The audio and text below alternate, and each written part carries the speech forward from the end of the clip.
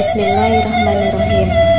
Dengan terlebih dahulu mengucapkan Astagfirullahalazim yang sedalam-dalamnya, serta membaca Al-Fatihah dan Kulhu atau surat Al-Ikhlas yang dihadiahkan kepada rohaniyah silsilah Tariqat Naqsabandiyah Halidiyah, serta diiringi pula dengan sholawat dan salam kepada junjungan Nabi besar Muhammad SAW. Maka saya beranikan diri untuk menulis risalah yang saya anggap sangat berharga ini, untuk memenuhi permintaan dari saudara-saudara seperamalan saja yang diberi judul Napak Tilas. Dengan tidak melupakan sifat ubudiyah atau sifat kehambaan, hina, daif dan lemah saya, pandang diri saya sekecil-kecilnya sehingga menjadi 00 melompong yang menurut hemat kami tidaklah bernilai sebesar rambut di belah 7 pada sisi Allah Subhanahu wa Ta'ala, Rasul dan aulianya. Sangat miskin hatinya daripada ilmu-ilmu dan amal, dan jauh sekali daripada kesempurnaan adab yang menjadi pokok utama di dalam mengabdikan diri kepada Allah Subhanahu wa Ta'ala. Dikarenakan oleh hal-hal yang saya uraikan di atas, dengan penuh kerendahan hati, terlebih dahulu saya memohon maaf yang sebesar-besarnya keharipan Ayahanda Guru. Sekiranya tulisan kami ini tidak berkenan di hati Ayahanda Guru, tidak tepat sasarannya, kurang lengkap keterangannya dan lain sebagainya, karena maklumlah sesuai pula dengan pepatah orang tua kita, dek lamu lupo, dek banyak ragu. Sesuai dengan judul risalah ini, maka saya mulailah menguraikan apa-apa yang langsung saya ketahui dan mendengarkan sebagai berikut. Pada tahun 1947, yang bulan, hari, dan tanggalnya tidak teringat lagi, Nenek Guru Haji Syekh Muhammad Hasyim Al-Halidi bersama saya, Anwar Rangkayosati, sebagai murid atau kadam beliau, berangkat dengan bus malam dari Sawah Lunto ke Bukit Tinggi, dengan maksud dan tujuan menemui salah seorang murid beliau yang tergolong intelek, yaitu saudara Syahuddin Sahib, jabatannya sebagai kepala kantor pos besar di Bukit Tinggi. Bahwa saudara Syahuddin Sahib pada waktu itu mendapat musibah. Mertua lelaki beliau meninggal dunia dan jenazahnya dibawa ke rumah tempat tinggalnya saudara Syahuddin Sahib di lorong Saudagar nomor 46A, Pasar Atas, Bukit Tinggi. Jadi kedatangan Nenek Guru memperlihatkan hati yang duka, muka yang sabak, turut bela sungkawa yang sedalam-dalamnya atas musibah yang menimpa diri saudara Syahuddin Sahib. Saudara Syahuddin Sahib jauh sebelumnya telah lama berkenalan dengan Bapak Kadirun Yahya MA, guru SPMA, dan bertempat tinggal di Aur Tajungkang, Bukit Tinggi. Di samping jabatan beliau sebagai guru SPMA, beliau pun merangkap sebagai perwira menengah dengan pangkat mayor pada Komandemen Divisi 9 Banteng, Sumatera, bagian persenjataan, dan kami dilazimkan memanggil beliau waktu itu Pak Mayor. Diangkatnya beliau sebagai perwira menengah bagian persenjataan dikarenakan beliau adalah ahli kimia. Sekarang beliau telah memperoleh gelar dan untuk lebih lengkapnya disebut Profesor Dr. Haji Saidi Syekh Yahya Muhammad Amin. Dalam kesempatan beberapa hari Nenek Guru berada di rumah saudara Syahuddin Sahib, beliau mengajak teman beliau yaitu Bapak Kadirun Yahya MA bertemu muka dengan Nenek Guru, dan kesempatan baik ini dimanfaatkan oleh beliau. Dan beliau berulang kali datang berbincang-bincang dan berceramah kaji tasawuf dengan Nenek Guru. Ayahanda masuk tarekat. Pada suatu hari, kalau kami tak salah bertepatan dengan petang Kamis malam Jumat, saudari Syahuddin Sahib memohon kepada Nenek Guru berkenan mengadakan wirid tawajuh pada hari tersebut. Permintaan saudari Syahuddin Sahib diperkenankan oleh Nenek Guru.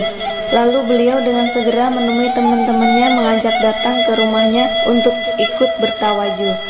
Teman-temannya yang ditemui: 1. Saudara Gulam Gaus yang menghubungkan saudara Syaudin Sahib dengan nenek guru di rumah Ibu Saimah di Bukit Tinggi Apit nomor 13 Bukit Tinggi. 2. Bapak Kadirun Yahya MA. Selesai sholat isya yang langsung diimamin oleh nenek guru, maka tawajuh pun segera akan dimulai. Saudara Gulam Gaus tidak lagi datang dan hadir hanya kami berempat orang, yaitu nenek guru, saya sendiri, Anwar Rangkayusati, Syaudin Sahib, dan ayahanda guru. Anehnya, ayahanda guru belum lagi ditabiat masuk tarekat Naqsabandiyah, telah diizinkan ikut bertawajuh, dan sebelum tawajuh dimulai, saya bisikkanlah dahulu secara ringkas sekali kepada ayahanda guru apa yang akan diamalkan selama bertawajuh.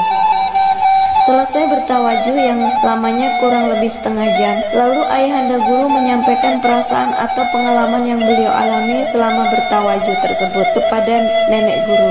Lalu nenek guru menjawab dengan singkat dan padat, "Masuk tarekat?" Saya jadi bertanya-tanya di dalam hati saya, mengapa ayahanda guru belum lagi dibayat masuk tarekat Naqsabandiyah kok sudah diizinkan ikut tawajuh, sedangkan selama ini belum pernah kejadian. Rupanya kasus pada ayahanda guru ada keistimewaan dari nenek guru. Tentu ada hikmah yang terkandung. Mbak Patah mengatakan, kalau tidak ada berada, tidaklah tempuak bersarang rendah. Akan saya tanyakan langsung kepada nenek guru.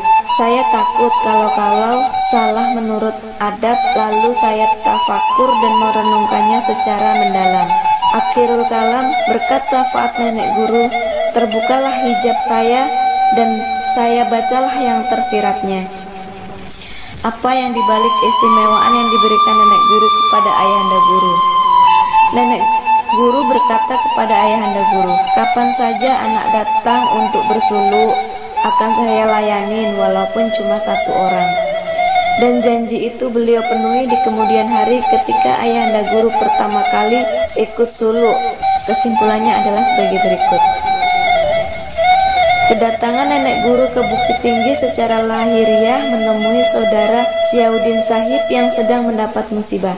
Tetapi secara hakikinya bertemu dan menemui salah seorang yang bakal menjadi ulama intelek, ahli sufi, besar dan ulung, yang lengkap ilmu pengetahuannya baik dunia maupun akhirat, yang akan menjadi penyambung, penerus dan pewaris dari silsilah Tarikatullah Ubudiyah Naqsabandiyah Khalidiyah yang berpusat di Jabal Kubaisi, Mekah, yang cocok pula dengan zamannya, yaitu zaman mutakhir, zaman teknologi modern yang akan menjadi ikutan bagi para mahasiswa, para sarjana, para intelektual, para pejabat pemerintah baik sipil maupun ABRI, dan lain-lain.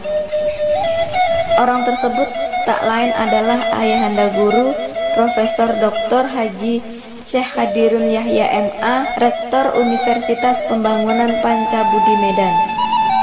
Tidaklah berkelebihan rasanya saya sampaikan dalam risalah singkat ini. Keistimewaan yang diberikan oleh nenek guru kepada ayahanda guru untuk lebih menguatkan hasil renungan saya tersebut di atas, dan keistimewaan lainnya yang tersebut akan menyusul pada lanjutan risalah ini. Pada tahun 1947 itu juga setelah nenek guru kembali ke Sawah Lunto, datanglah ayahanda guru ke rumah Ibu Saimah di Bukit Apit nomor 13 Bukit Tinggi yang masuk tarekat. Ibu Saimah sekarang sudah almarhum, wafat tanggal 21 Desember 1985. Adalah keponakan kandung nenek guru. Pada waktu sebelum nenek guru naik haji ke Mekah tahun 1918 dan dibuang di Boven Bigul tahun 1928 sampai 1932, almarhum Ibu Saimah selalu berada di samping nenek guru, dan kemana saja nenek guru bepergian selalu dibawa, dan beliau bertemu dengan Ompung Puta Pungkut Maulana Haji Syekh Sulaiman. guru nenek Muhammad Hasim dan ayah nenek Syekh Muhammad Bakti. Ayahanda guru masuk tarekat dipimpin langsung oleh khalifah nenek guru, yaitu Inyik Gadang almarhum. Almarhum Inyik Gadang semasa hayat beliau, di samping sebagai khalifah nenek guru, juga sebagai seorang pendekar ulung yang sangat ditakuti dan disegani oleh masyarakat pada waktu itu. Karena nenek guru juga seorang pendekar ulung, jago silat, kawakan yang tak ada tolok tandingnya. Setelah selesai ayahanda guru masuk tarekat, sesuai pula dengan situasi keamanan waktu itu, dengan bercokolnya pemerintah kolonial Belanda di kota Padang dan membunuh wali kota Padang Bagindo Aziz Can. Di samping kesibukan ayahanda guru dengan tugas-tugas beliau utama sekali sebagai perwira menengah bagian persenjataan, maka secara zahir beliau boleh dikatakan belum dapat berulang menemui nenek guru ke Sawah Lunto. Pada waktu itu pemerintah kolonial Belanda menduduki kota Padang dan sesuai dengan perjanjian Linggarjati, daerah kedudukannya hanya sampai dengan lintasan kereta api di Tabing kurang lebihnya 7 km dari pusat kota Padang. Kemudian Belanda mengkhianati perjanjian Linggarjati dan bulan Juli 1947 dibunuhnya wali kota Padang Bagindo Aziz Can, dan mereka melakukan serangan lagi sampai diadakannya pula perjanjian yang kedua yang disebut perjanjian Renville, dan daerah penduduknya berbatas di Batang Tapakis, Kecamatan Lubu Alung, Kabupaten Padang Pariaman. Karena Belanda sangat berhasrat sekali hendak mengulangi kembali penjajahannya di bumi persada Indonesia yang kita cintai ini, maka kembali Belanda berkhianat melakukan serangan terhadap Republik Indonesia yang telah diproklamirkan pada 17 Agustus 1945, yang disebut pada waktu itu agresi Belanda kedua, yang dimulai pada hari Minggu tanggal 19 Desember 1948. Dan Belanda waktu itu telah mendarat dengan pesawat Catalina di Danau Singkara. Pada hari Kamis tanggal 23 Desember 1948 dengan mengambil langkah pada 08.30 pagi waktu sekarang jam 9, mulailah nenek guru meninggalkan kota Sawah Lunto bersama anak-anak dan istri dan salah seorang diantaranya termasuk saya, berdarurat ke daerah pedalaman Republik Indonesia, yaitu ke Nagari Lunto, Kecamatan Sawah Lunto, Kabupaten Sawah Lunto, Sijunjung.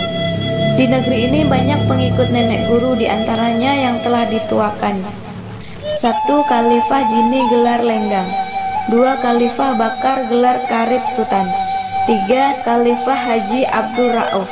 Ketiga khalifah tersebut kenal baik dengan ayahanda guru dan sama-sama suluk pada suluk pertama ayahanda guru dengan nenek guru di Alkah, nenek guru di Kubangsi Iraku, Sawah Lunto tahun 1950. Ayahanda guru beserta keluarga meninggalkan kota Bukit Tinggi, berdarurat di daerah pedalaman Republik Indonesia dalam daerah Kabupaten Agam, Kabupaten 50 Kota, dan Kabupaten Tanah Datar. Menurut cerita yang saya dengar langsung dari ayahanda guru, bahwa beliau selama berdarurat selalu suluk-suluk saja atau berkalwat, dan setiap tentara-tentara Belanda sampai ke tempat ayahanda guru, mereka hanya melihat hutan belukar saja. Begitu juga dari nenek guru saya dengar pula kalau tentara Belanda sudah sampai ke pondok nenek guru. Mereka melihat lautan yang sangat luas, memperhatikan kejadian-kejadian tersebut di atas. Jelas bagi kita bahwa kedua beliau tersebut di atas adalah ahli atau kekasih Allah yang selalu dilindungi dan mendapat perlindungan dari Allah yang Maha Kuasa, Maha Besar, Maha Agung, dan Maha Suci. Begitu juga bagi mereka yang selalu berhampiran dan selalu kontak dengan beliau akan selalu dilindungi dan mendapatkan perlindungan sesuai dengan fatwa nenek guru. Barang dihampiri diperoleh. Selama tidak berjumpa dengan nenek guru, ayahanda guru sangat rajin mengamalkan zikir Ismuzat, karena memang hanya zikir itulah yang beliau terima dari nenek guru. Suatu saat ayahanda guru sampai ke sebuah surau tua dan di situ beliau beramal dalam waktu lama. Kebetulan juga di surau itu ada seorang syekh beserta 12 muridnya ikut berzikir di situ. Syekh tersebut berzikir di kubah, sedangkan ayahanda guru berzikir di samping surau. Kemudian syekh tersebut meminta ayahanda guru memimpin suluk. Tentu saja tawaran tersebut beliau tolak secara halus karena memang saat itu beliau tidak mengerti sama sekali tentang ilmu suluk. Ayahanda guru berkata, "Saya tidak berani, silahkan Tuan musyawarahkan dengan guru saya, Syekh Hasim. Kalau beliau mengizinkan maka saya berani melaksanakannya." Kemudian Syekh tersebut berkomunikasi secara rohani dengan nenek guru. 3 hari kemudian Syekh tersebut datang dan berkata, "Udah boleh Engku Mudo, udah boleh." Dalam suluk Syekh tersebut berkata, "Hai Engku Mudo, tolong tawajukan murid Denko. Hai anak muda, tolong tawajukan murid aku ini." Pada waktu itu ayahanda guru belum lagi diangkat menjadi khalifah, bahkan suluk pun belum pernah, sehingga beliau bingung bagaimana harus melaksanakan sesuatu yang belum diajarkan. Akhirnya ayahanda guru menawajuhkan murid-murid syekh tersebut, namun karena seluruh energi zikir ditumpahkan maka seluruh yang ditawajuhkan itu pingsan. Selesai tawajuh ayahanda guru, orang yang pingsan, ajaibnya seluruh yang pingsan sadar kembali. Pada waktu itu ayahanda guru masih berumur 33 tahun. Fenomena ini sangat luar biasa, belum khalifah sudah menawajuhkan. Kemudian rombongan syekh berserta murid-muridnya pindah ke kampung lain, termasuk ayahanda guru ikut juga, dan tersiarlah kabar akan diadakan suluk lagi. Kebetulan saat itu datang bulan puasa, maka berbondong-bondong orang kampung ikut suluk. Masyarakat kampung meminta ayahanda guru untuk menyulukkan mereka. Namun ayahanda guru tidak menerima permintaan itu, dan ayahanda guru tinggal di sebuah surau dan zikir sendiri. Kemudian orang kampung datang kembali kepada beliau meminta untuk ikut suluk. Akhirnya beliau penuhi, dan pada saat itu banyak pula syekh-syekh yang datang ikut suluk dengan beliau. Dan para syekh mengakui bahwa suluk yang dipimpin oleh ayahanda guru sangat luar biasa.